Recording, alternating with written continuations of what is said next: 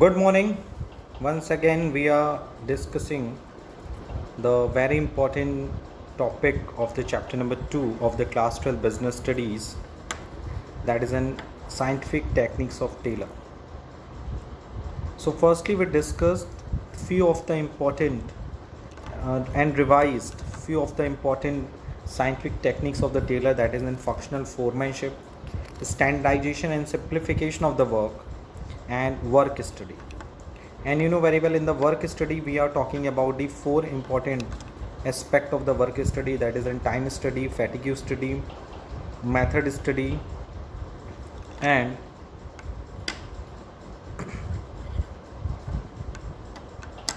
motion study. Okay, and thereafter we will discuss the new of the important principle, and at last we discuss the differentiation between the distinguish between the Taylor's contribution and the fuel's contribution in the field of the management. So without creating delay, let's we start the today's video. And the first scientific techniques of the Taylor is functional foremanship. Of Taylor will be a functional foremanship. According to functional foremanship, Taylor suggested the techniques of functional foremanship in order to improve the quality of supervision and control of work. Under this scheme, the task of supervision is divided into several specialized functions, and each function is entrusted to a specialist foreman. Taylor stressed that every foreman must be educated, energetic, honest, specialized, and intelligent. But all these qualities cannot be present in one supervisor. Therefore, he suggested 8 functional foremen to supervise employee. यानी functional foremanship में Taylor ने suggest किया कि एक factory work place पे हमें specialisation को motivate करने के लिए डिफरेंट डिपार्टमेंट को बनाना चाहिए on the basis of their function. तो उन्होंने ये डिसाइड किया कि सारी क्वालिटी और ऑनेस्टी, स्पेशलाइजेशन, इंटेलिजेंसी एक ही पर्सन में नहीं हो सकती, इसलिए इन सारी क्वालिटीज़ के लिए एक सुपीरियर होना भी पॉसिबल नहीं है. तो उन्होंने 8 फंक्शनल फोरमैन डिसाइड किए जो कि किसी भी पर्टिकुलर एक्टिविटी को क्या करेंगे, सुपरवाइज करेंगे. And the 8 under functional foremanship, planning and operations are separated. Each worker will have to take order from 8 foremen, and as a result his efficiency will improve.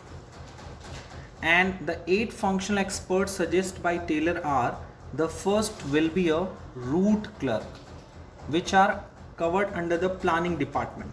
So basically the first 2 department will be created under the functional foremanship, planning department and production department. Under the planning department, the first will be a route clerk, second will be the instruction card clerk, third will be a time and cost clerk, and fourth will be a disciplinarian. So according to the route clerk, what is the role of the route clerk under the planning department? He plans the sequence of operation and instruct the worker about it. About an instruction card clerk, he prepared detailed instruction to the workers regarding different aspect of work, such as special tools to be used, techniques, and the number of operation and proper speed to be maintained. And number 3 is a time and cost clerk. He maintain all records relating to the workers, such as time devoted to the different jobs, their pay and allowances. They also maintain cost records. And disciplinarian, he maintains discipline in the department and deals with the cases of breach of discipline and absenteeism. So under the planning department, the 4 main functional experts will be decided.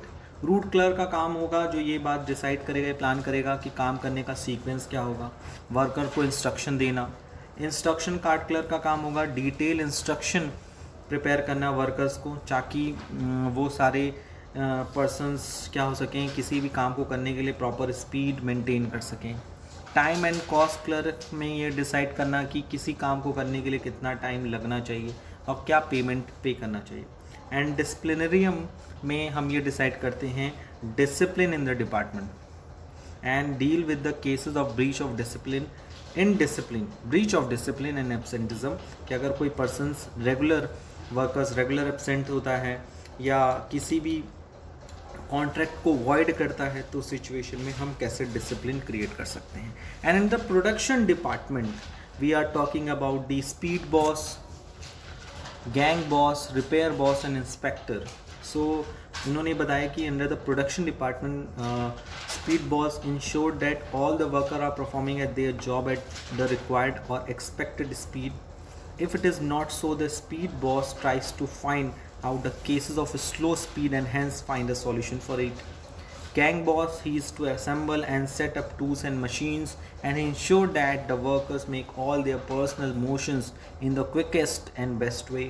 And in the repair boss, he is responsible for the repair of the machinery and he ensures that the workers make all their personal motions in the quickest and best way.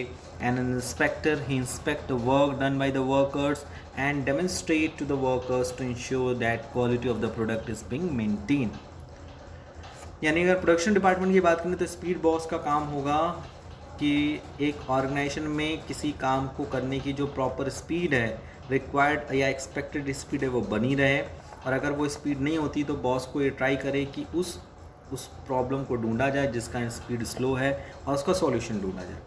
Gang boss का काम है कि tool and machines जो organisation में work करने के लिए use की जा रही हैं वो प्रॉपरली असेंबल्स हों और उनका क्विक क्या हो, यूज़ हो सके. रिपेयर बॉस का काम मतलब ये है कि मशीन्स जो हैं ऑर्गेनाइजेशन में वो वर्केबल नेचर में होनी चाहिए, यानी प्रॉपर उनका रिपेयरिंग होना चाहिए. और इंस्पेक्टर का काम होता है he inspect work done by the work and demonstrate to the worker to ensure the quality of the product. मतलब वो देखना कि जो काम किए जा रहे हैं वर्कर के थ्रू वो क्वालिटेटिव हैं कि नहीं है. क्वांटिटेटिव पे ज़्यादा फोकस नहीं करना है, क्वालिटेटिव की चीज़ों पे भी हमें फोकस करना है. नेक्स्ट द सेकेंड जो है आपका टेक्निक्स ऑफ साइंटिफिक मैनेजमेंट, उसको डिस्कस करने पहले please see this diagram in your screen. So according to the FW Taylor, the whole organization will be divided into the two departments, planning and production department is also known as the operating department. And in the planning department, the 4 specialists will be appointed: route clerk, instruction card clerk, time and cost clerk and disciplinary. And in the production department, we also appoint the 4 specialists: speed boss, gang boss, repair boss, inspector, and they all supervise, instruct to the workers. लेकिन यहाँ पे एक चीज़ बहुत avoid होती है, मैं अभी बता दे रहा हूँ, that is an unity of command जो है यहाँ पे वॉयलेट होता है. सो हेनरी फ्यूल का एक बहुत ही पॉपुलर प्रिंसिपल ऑफ मैनेजमेंट है, that is an unity of command, कि एक वर्कर को एक सबॉर्डिनेट को किसी एक ही सुपीरियर का क्या मिलना चाहिए, इंस्ट्रक्शन मिलना चाहिए. बट हेनरी फ्यूल का ये मानना है कि हर पर्सन हर काम को लेकर वो स्पेशलिस्ट नहीं होता, तो हर स्पेशलिस्ट का वर्क के लिए, हर स्पेसिफिक वर्क के लिए हमें एक स्पेशलिस्ट को अपॉइंट करना ज़रूरी होता है. इसलिए उन्होंने यूनिटी ऑफ कमांड को ज़्यादा वैल्यू ना देते हुए फंक्शनल फोरमैन का कॉन्सेप्ट डेवलप किया है. So this is the first techniques of the scientific management. Let's we move to the second techniques of the scientific management, that is an standardisation and simplification of work. Basically ये notes में दोनों अलग दिया हुआ है, but हम लोग we are talking all these things in the combined form. So what is standardization means? Standardization of work means setting a standard for the different factor. In simple words, standards should be maintained in respect of the tools and instrument, material, working condition and methods. Standardization of output is possible if standard is maintained from base level. Standards are set on the base of the cost, time, motion, fatigue. Every modern techniques such as Kaizen, Six Sigma can use to set up a standard. According to Taylor, maximum objective of the business can be achieved only when the raw material, labor, machines, equipment, methods and techniques are standardized and predetermined, so that nothing could be left to trial and error. Following are the important forms of standardization. First is standardization of product and second is standardization of machine and equipment. The standardization of product must be based on the need, taste of customer. In order to make a standardized product, weight, quality, type, design, size of the product must have uniformity. So standardization का मतलब होता है कि हमें different factors जो हमारे organisation में हैं उनको एक स्टैंडर्ड फॉर्म देना, चाहे वो टूल्स के रिगार्डिंग हो, इंस्ट्रूमेंट के रिगार्डिंग हो, चाहे वो मटेरियल के रिगार्डिंग हो, चाहे वो वर्किंग कंडीशन एंड मेथड्स को लेकर. उसका एक स्टैंडर्ड होना चाहिए, तब हम जाकर एक स्टैंडर्डाइज्ड इन्वायरमेंट डेवलप कर सकते हैं in our organisation. So standardisation of product का मतलब होता है कि हमें एक ऐसा प्रोडक्ट बेसिकली जो प्रोडक्ट है वो किस पे डिपेंड करना चाहिए। स्टैंडर्डाइजेशन ऑफ द प्रोडक्ट वो बेस्ड होता है कस्टमर की नीड एंड टेस्ट के अकॉर्डिंग। और अगर हमें किसी स्टैंडर्डाइज प्रोडक्ट को बनाना है तो उसके weight, quality, type, design, size को देखकर हम उसमें यूनिफॉर्मिटी लाकर उसको स्टैंडर्डाइज बना सकते हैं। और standardisation of machine and equipment, it ensure that they are of required quality and type to produce the desired finish goods. मतलब किसी भी रॉ मटेरियल से फिनिश गुड्स बनाने के लिए डिज़ायर्ड या स्टैंडर्डाइज प्रोडक्ट बनाने के लिए हमारे पास स्टैंडर्डाइज मशीन्स एंड इक्विपमेंट भी होनी चाहिए। हम ये कह सकते हैं कि अगर हमारे पास स्टैंडर्ड्स मशीन्स नहीं होंगी तो हम स्टैंडर्ड्स प्रोडक्ट भी डेवलप नहीं कर सकते। Okay, so this is an standardisation. And what is a simplification, ये इसी के साथ देख लीजिए। Simplification refers to putting an end to an unnecessary types, weights, quality, size. For example, it is appropriate for a shirt manufacturing company to manufacture shirt 36, 38, 40, 42. But if it is start manufacturing shirt 37, 39, 41, 43, it would require more types of the machinery, more inventory. So in order to simplify the task, unnecessary diversity of product, size and types must be eliminated. It will automatically results in economy, in operation and improvement in quality. Simplification of work मतलब होता है किसी काम को simplify करना किसी भी phase में। स्टैंडर्डाइज का मतलब ये होता है कि हमें स्टैंडर्ड प्रोडक्ट में यूनिफॉर्मिटी लाने में उसके वेट, टाइप, क्वालिटी, इंटीग्रेंट्स सब चीज़ में यूनिफॉर्मिटी लाते हैं ताकि वो प्रोडक्ट स्टैंडर्डाइज बने। सिंप्लीफिकेशन में we are follow about the, we are talking about the simplification, मतलब जो इनएप्रोप्रिएट स्टेप्स हैं, जो इनएप्रोप्रिएट चीज़ें हैं, हमें उसको सिंप्लीफाई करना। एक तरह से हम ये भी कह सकते हैं सिंप्लीफिकेशन मीन्स मतलब जो हमारे ऑर्गेनाइजेशन में जो वर्क किए जा रहे हैं उसमें जो अनप्रोडक्टिव मूवमेंट्स हैं, जो अनप्रोडक्टिव वर्क्स हैं, उनको एलिमिनेट कर देना। और जैसे इसमें एक बहुत बेसिक का एग्जांपल दिया है कि अगर हम एक स्टैंडर्ड की बात करते हैं, साइज़ का स्टैंडर्ड क्या है कि क्लॉथ कंपनी किस नंबर की टी शर्ट प्रोड्यूस करती है, 38, 36, 14, 42। वो 37, 39, 41, 43 नहीं करती। क्यों? क्योंकि उसे पता है कि अगर हम इस सारे टी शर्ट्स भी क्या करेंगे, मैन्युफैक्चर करेंगे तो हमें ज़्यादा इन्वेंट्री, ज़्यादा मशीन, ज़्यादा रॉ मटेरियल की ज़रूरत पड़ेगी जो कि अननेसेसरी है। 36, 38, 14, 42 is the most common number by which the persons used. So this is a standardization and simplification of the work which the scientific technique given by the W. Taylor. W. Taylor ने कहा है कि हमें किसी product को produce करने से पहले उसके स्टैंडर्ड पे फोकस करना चाहिए और उसके जो स्टैंडर्ड है उसमें सिंप्लीफिकेशन को भी ध्यान में रखना चाहिए। Okay, and the next will is a work study. And you know very well कि वर्क स्टडी में we are talking about the few of the important study, that is a method study, fatigue study and motion study, time study। तो ये बहुत छोटे सा topic है, इसको पढ़ लेते हैं। किसी भी वर्क को बेसिकली किसी भी वर्क को एनालाइज करने से पहले, उसको एक्सप्लेन करने से पहले, it is a responsibility of every employee and employer to study such work in a detail. जैसे पहला है डिटेल मेथड स्टडी। इसमें हम लोग ये डिसाइड करते हैं it is conducted in order to find out the one best method of performing the job so that the cost can be minimised. हम एक ऐसे मेथड को फाइंड आउट करें ताकि उस प्रोडक्ट को बनाने की जो कॉस्ट है वो मिनिमाइज्ड हो जाए। ठीक है, जैसे कि distance between the godown and actual place of production and the godown must be kept minimum in order to avoid unnecessary wastage of time and money in transportation।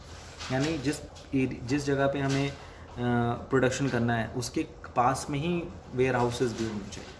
Fatigue study, it helps in setting the time interval and frequency of rest period in completing A task. इस किसी task को complete करने से पहले हमें ये decide करना ज़रूरी है कि एक पर्सन को कितने टाइम इंटरवल की ज़रूरत है, कितना फ्रिक्वेंसी ऑफ रेस्ट पीरियड, कितने बार उसे की ज़रूरत है ताकि वो हमेशा रिफ्रेश्ड है।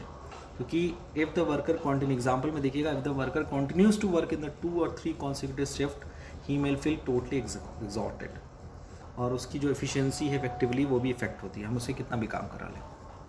और टाइम स्टडी में the techniques of scientific involves determining the standard time required to complete a particular activity.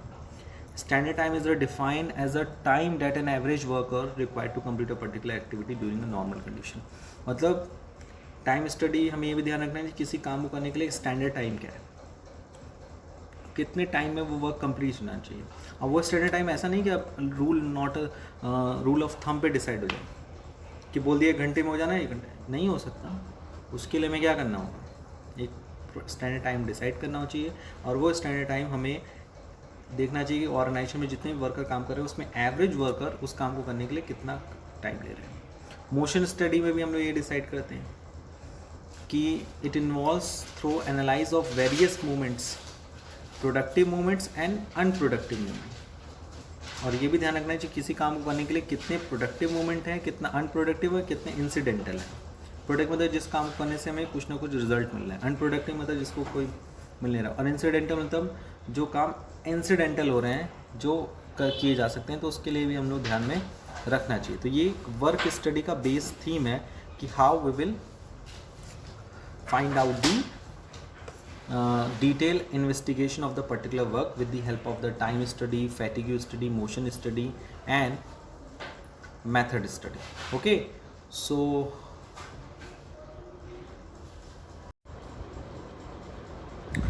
you can see that in the work study we are talking about the 4 pillar, that is in time study, किसी काम को complete करने के लिए क्या standard time होना चाहिए.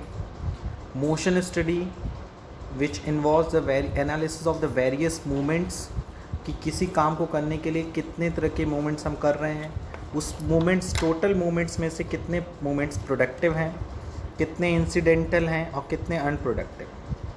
तो हमें उन मोमेंट्स को आइडेंटिफाई करके अपने ऑर्गेनाइजेशन के जो मोशंस हैं, किसी वर्क को कंप्लीट करने का जो मोशन है, गति है, उसको तेज करना.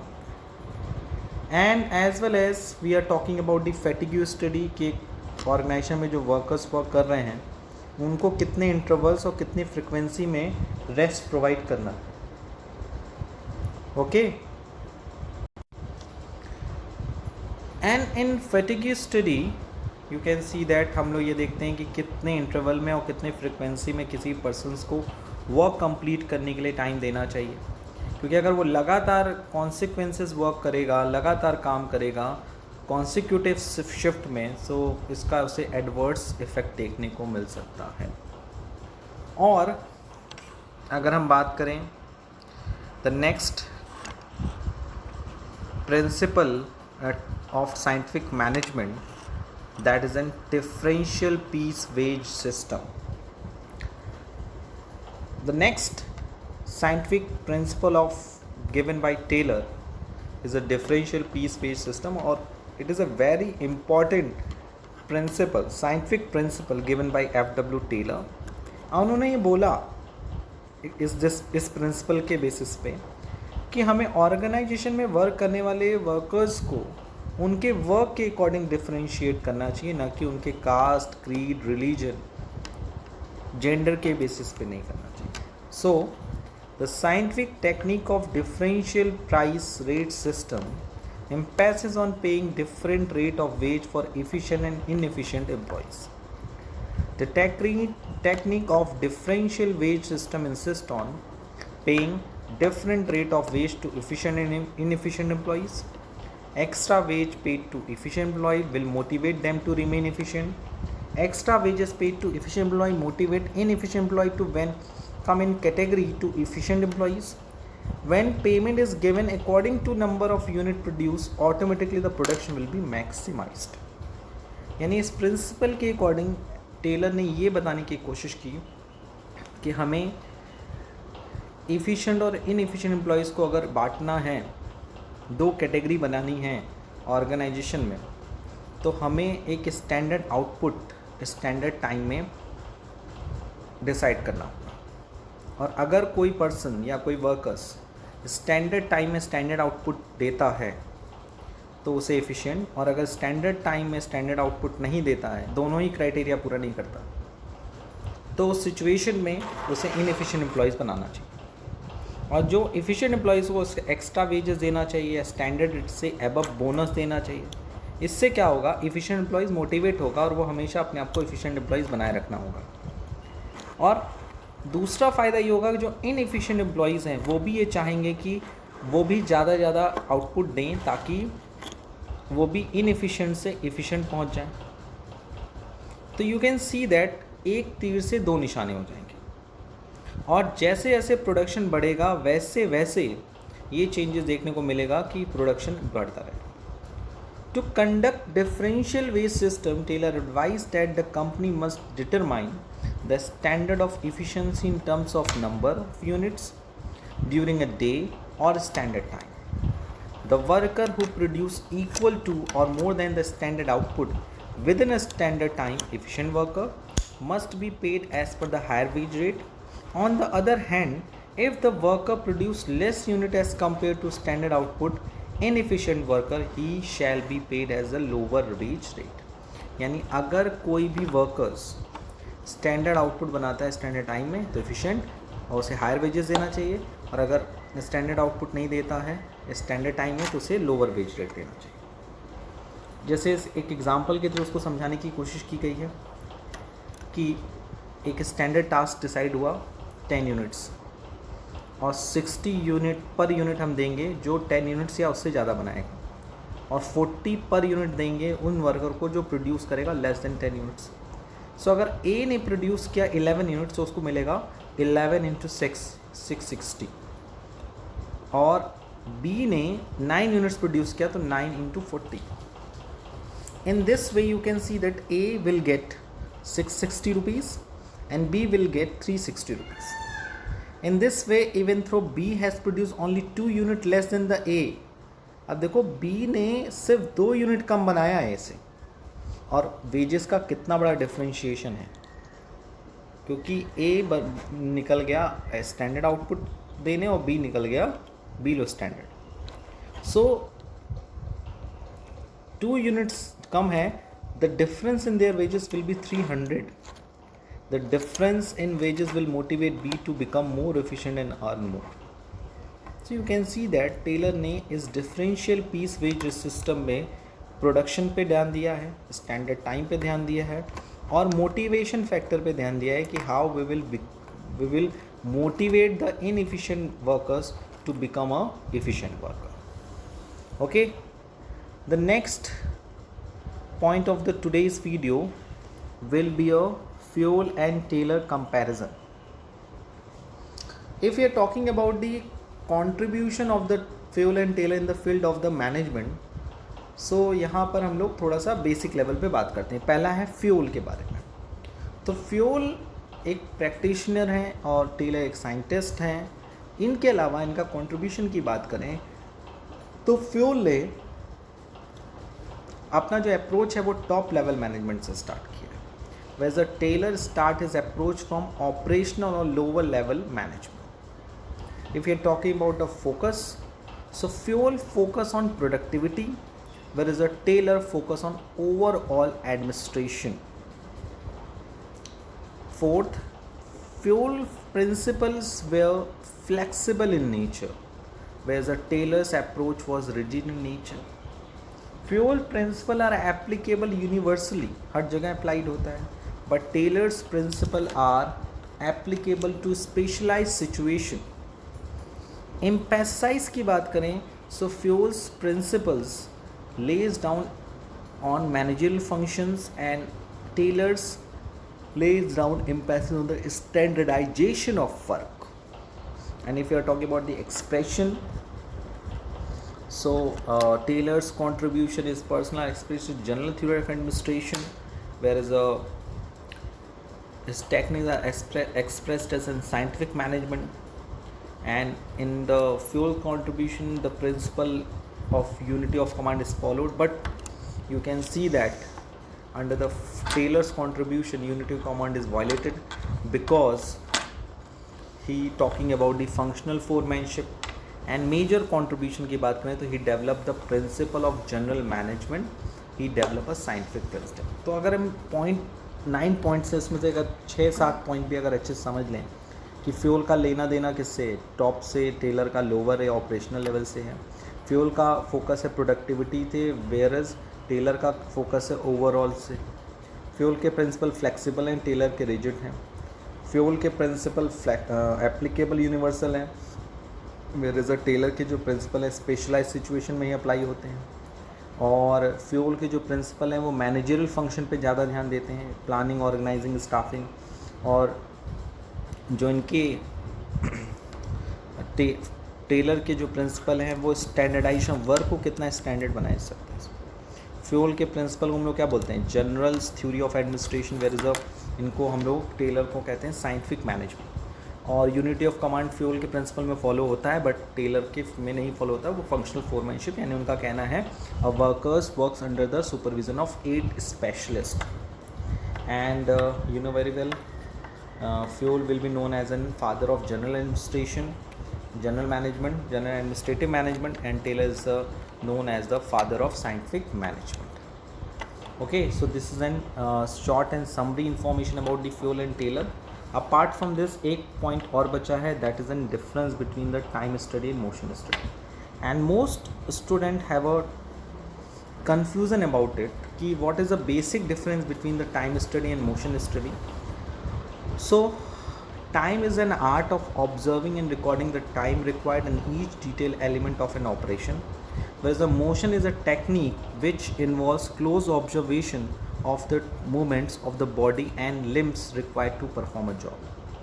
यानी टाइम एक ऐसा आर्ट है, टाइम स्टडी में हम लोग क्या करते हैं, ऑब्जर्व करते हैं किसी काम को करने के लिए हमें कितना टाइम की ज़रूरत है। whereas a motion स्टडी में हम लोग डिसाइड करते हैं कि किसी काम को करने के लिए हमें कितने मूवमेंट्स की ज़रूरत है, कौन कौन से स्टेप्स की ज़रूरत है।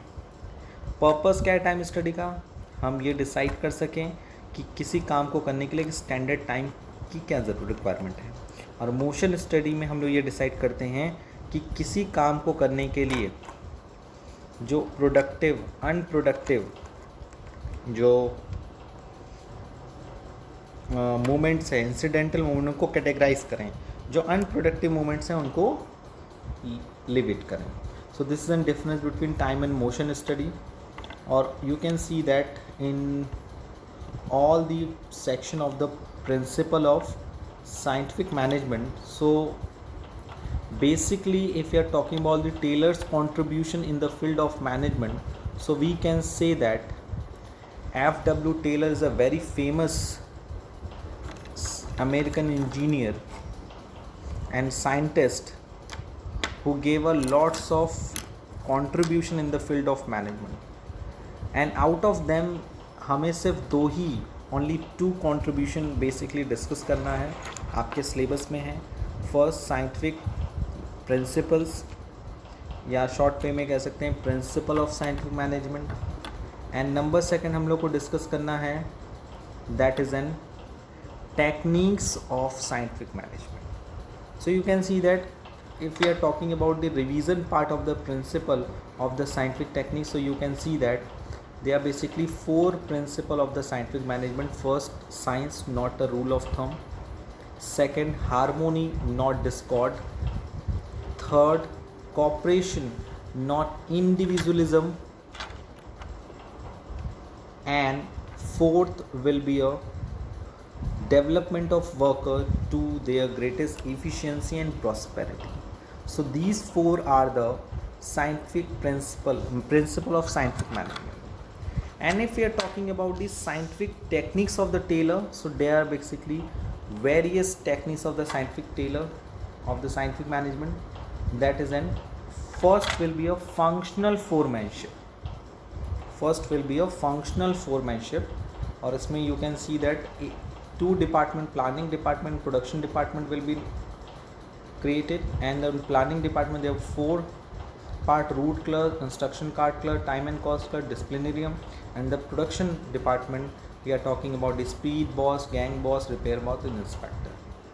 And number second is standardization and simplification of the work. In this we are talking about the standardized product and eliminating all the standardized criteria from the product. And number third is a work study. And another work study, we are talking about the 4 study of the work, detailed study about the work, that is a method study, fatigue study, time study and motion study. Motion study में वही productive unproductive and incidental step को find out करना. Time study में standard time decide करना, suitable framework decide करना. Fatigue study में number of time intervals and frequency of time interval, period of time intervals decide करना. And method study में the best method by which we can do any work so that the cost can B minimise, जिससे cost minimum हो सके.